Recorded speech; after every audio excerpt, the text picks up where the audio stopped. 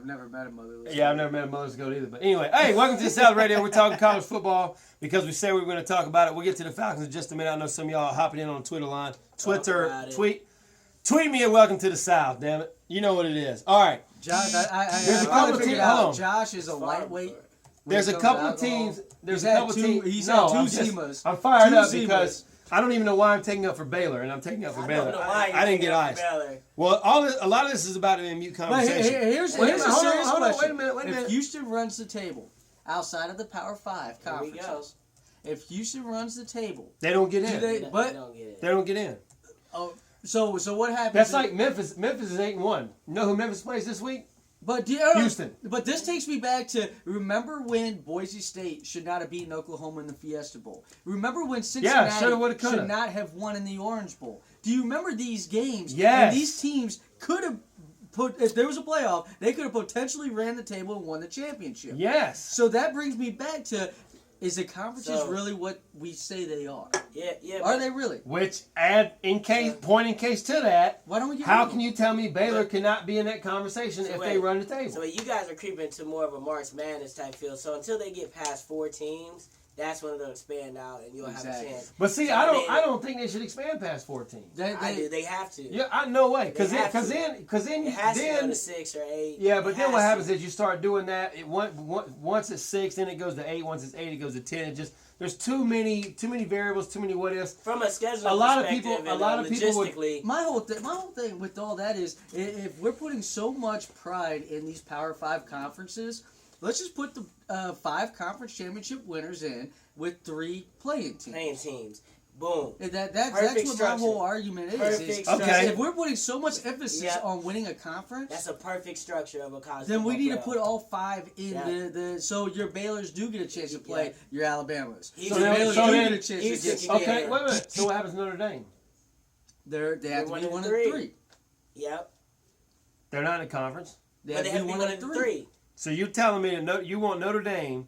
You want to have a Power 5 conference playoff scenario, and then have the 3 teams on the outside looking in and play. So if Notre Dame goes undefeated, now granted, if Notre Dame goes undefeated, they could be ranked number 3 in the nation. But that Big 12 team that might have 1 loss, like your Baylor, goes in, then they could be the number 8 seed. And they play number 1, and then number 3 will play number 6. It's very simple. Very simple, yeah. Yeah, it's very simple. The problem is it's just not. It's a lot more money. That's what I was about to say. Just you read my mind. Look at the money.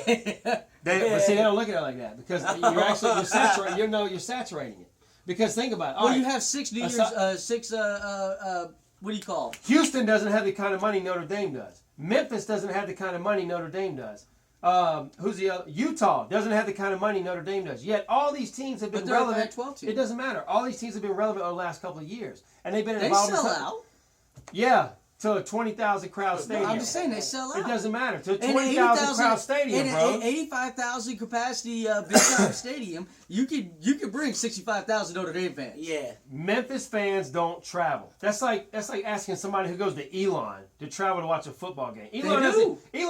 But logistically... Bro, all 20 of them? Elon hasn't won a football game since they've been in a program. I don't know why I just made that argument. I apologize for being stupid. You're like Mark Zeno from 92.9 A Game. You love to argue with yourself. It's unbelievable. Anyway, back to cap this off and finish it up. Because here's a perfect storm. Here's what I'm going to do. We're going to run through real quick. All right? I'm going to give you a couple of games. Here we go. That matter in regards to the college football playoff. All right? Yeah. Number 1, that Florida-South Carolina game. No, I'm not even studying that one. Yeah, you want to know why?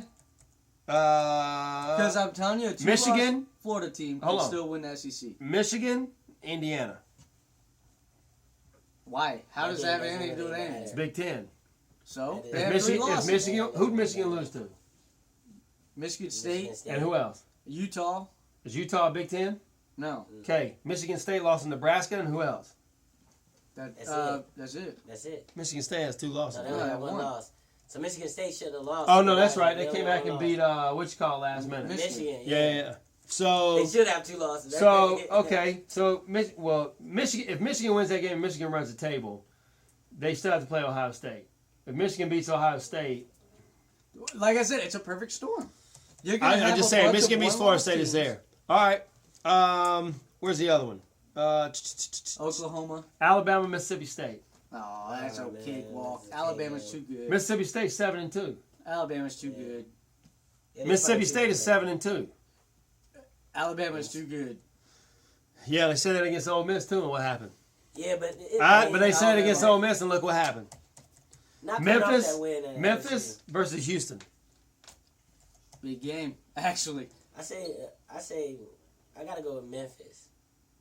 I like that quarterback, man. Rebound, yeah. And I tell people every year there's two teams I hate playing as a Notre Dame fan. Navy. One of them is Navy. And one of them is Pittsburgh. I hate playing those two teams. You can't prepare for Navy the way they play their style of football. I mean, just remember who called the upset over Memphis last week. You heard it here first. Welcome to the Salad Radio. Go check the Facebook feed. You'll see it. Bam.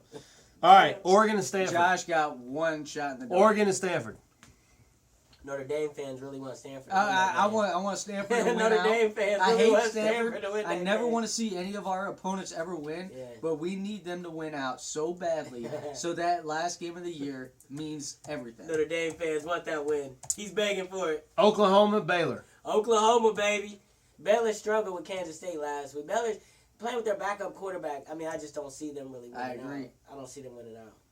Even though he looked good. But wait. They only put up what? Like 30 or 40 points. They've been putting up 60 a game. But they put up 30. They put up enough to win. In Baylor's defense, Kansas State and Snyder, you can never count out Coach Snyder. That dude is a genius, and he's one of those guys that just, you know what? I think he's one of the better coaches, and nobody can hear what we're saying. What do you mean I can't hear what we're saying? I just got a text.